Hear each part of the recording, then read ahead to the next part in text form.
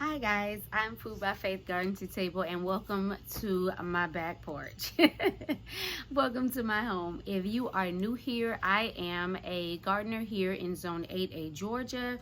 I grow a little bit of everything and I take what I grow and I show you how to cook those different items. I am a business owner, I'm a mom, I'm a veteran, I'm a wife, and I love life. So now that we've got that under control, here's to the TNUG 2022 challenge, the garden wrap up. So I was watching the New Orleans gardener and she was asking a few questions and doing a spring garden wrap up, and it's amazing to know that spring came and went. We are always excited for spring because that's when we can grow a lot of our more perishable items like our cucumbers, our summer squash, your cucumbers, summer squash, tomatoes, things like that. And now we are rolling into our more hardy vegetable season, which is the fall season, where we can grow those items that can be stored for quite some time. So let's get into it. The first question, will you have a garden in 2023? Absolutely. I am. Food by Faith, Garden to Table. There's no way I can go from the garden to the table if I don't have a garden. There's no way I can do meatless Mondays if I don't have a garden. So yes, I will have a garden if life lasts, and as Broke Farmer said, the creek don't rise. Now that is something I haven't heard since I was a child. Question number 2, what vegetable did you grow in 2022 that you won't grow in 2023? And I will have to say rutabaga and kohlrabi. Those are 2 vegetables that I experimented with, and neither one of them will I use up the space to garden again. I actually had one of my beds dedicated as a square foot garden, and I used one of the square foot sections for rutabaga and one for the kohlrabi, and they're just not something that I really enjoy, so I won't be growing those again. What vegetable did you enjoy growing in 2022? I would have to say there's 2. The candy roaster squash. I mean, just y'all, I still have it in my kitchen. I mean, I got it in my bottom cabinet where it's kind of dark and cool, but like, it's amazing. That thing broke a trellis. It is big, you know, but I'm going to, it just amazed me that I was able to grow that. But I am going to make quite a bit of probably some muffins, and should be able to get some muffins and about 2 to 3 pies out of just that one candy roaster. And then the other one that I will grow again, and I was excited about growing, was the butterfly pea. I had slow germination on it, but once it germinated and got going, it was amazing. And you guys have seen the butterfly pea tea that I've made. The butterfly pea tea that TNUG has made is very refreshing and I enjoy it. What I have learned about that actual plant is the more you pick the flowers, the more they grow.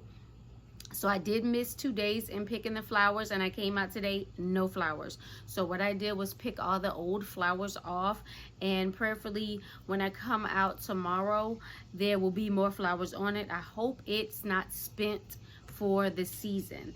I was able to gather up a few and hang them to dry, but if all else fails, I will grow extra next year. But you live and you learn. Number 4, one thing you will not do in your garden in 2023. I will not stake my tomatoes and tomatillos late. I don't know what happened and I staked them late. First of all, don't do what I did. When I didn't see, I direct sowed some items, and when I didn't see any growth, I direct sowed some more. And when they all grew in abundance.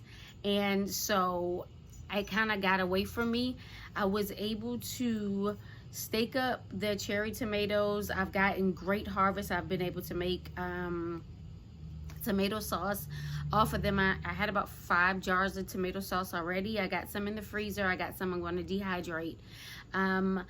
But it's a headache because I can't see through there, and I prefer to see through the plant because I don't like it to be a jungle, because again, you're sticking your hand in there and you want your hand to come back out.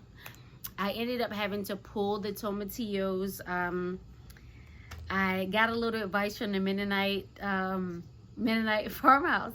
She talked about it, Leanne, and she talked about how that would be something that she would never grow again. I enjoyed growing the tomatillos, but what I'll say is next time I'll grow them in a grow bag, because they're kind of like ground cherries, wherein I pulled the tomatillos up, I pulled my ground cherries up as well, because like you get 2 to 3 a day. And I mean, if I want to preserve them or make something out of them, getting 2 or 3 a day, it's not worth the time. Okay, number 5, name a vegetable that you have not grown that you would like to grow. So one of the things that I haven't grown that I would like to grow, and I just dropped some seeds today. If you ever watch the Humble Servants Homestead, they're here in Georgia, and I mean, like, they call themselves gardeners, but they are farmers. Him and his wife, they're Jamaican. I mean, I love to hear them talk. They kind of talk like my family down in South Carolina. But it's amazing. Like, they grow all these different types of pumpkins. It's just so beautiful to see all the different type of pumpkins that he and his wife grow, and it just fascinates me. And so he did give me some seeds, and then I also, you guys saw my haul from the Christmas tree shop. Well, the pumpkins that were in that haul were called Rouge Viditon. And if you ever saw a show called Grow, Cook, Eat, which I watch religiously, I mean, I don't know why I keep watching it over and over again, but I love it. But I think it comes on Amazon Prime, but it's called Grow, Cook, Eat. And it walks you through so many different vegetables from start to finish, the different issues that can arise and what you do with those issues. But what I'm trying to do is I want to grow 3 different squash. So I have some mini, not squash, excuse me, pumpkin. I have some mini pumpkins growing right now. It's only 2 that I see that are growing. I want those for the kids, for my grandnieces and nephews. But I want to grow some bigger pumpkins, and I'm just going to store them as decoration, and then when I'm ready to use them, pull them from the decoration and cook with them. So I'll have them out as fall decoration, and then when I'm ready to cook with them, I'll cook with them.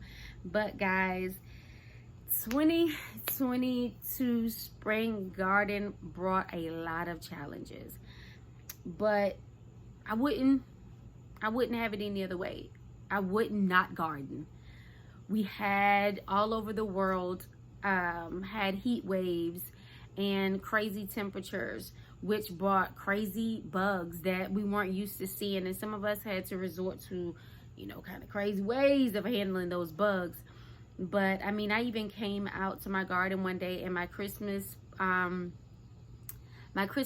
beans, I had to trash the entire plant, because when I came outside, it was completely covered in these bugs that I've never seen before. And when I say covered, every stem, every leaf, it was something out of space. It grossed me out so bad. I put on some gloves. I dragged the plant away from, thank God it was in a grow bag, but I dragged the plant away from my garden. I doused it, and it was done. And I'd used all the seeds, because it only comes with about 4 or 5 seeds. But that was a loss. And it was just crazy. But that was a result of the drought. And then we got a tsunami of rain on top of that, which was a blessing to get the rain. But again, that brought the squash bugs and the beetles and all of that. So 2022 spring garden, it's one for the books. But you know, again, I'm still out here. I'm still growing. I got some fence work about to be done, a fence about to be put up around my garden. So I can kind of use that as a trellis versus using some other things. But thank you guys for coming along, and remember, get up, get out, and grow something, and have faith in our food.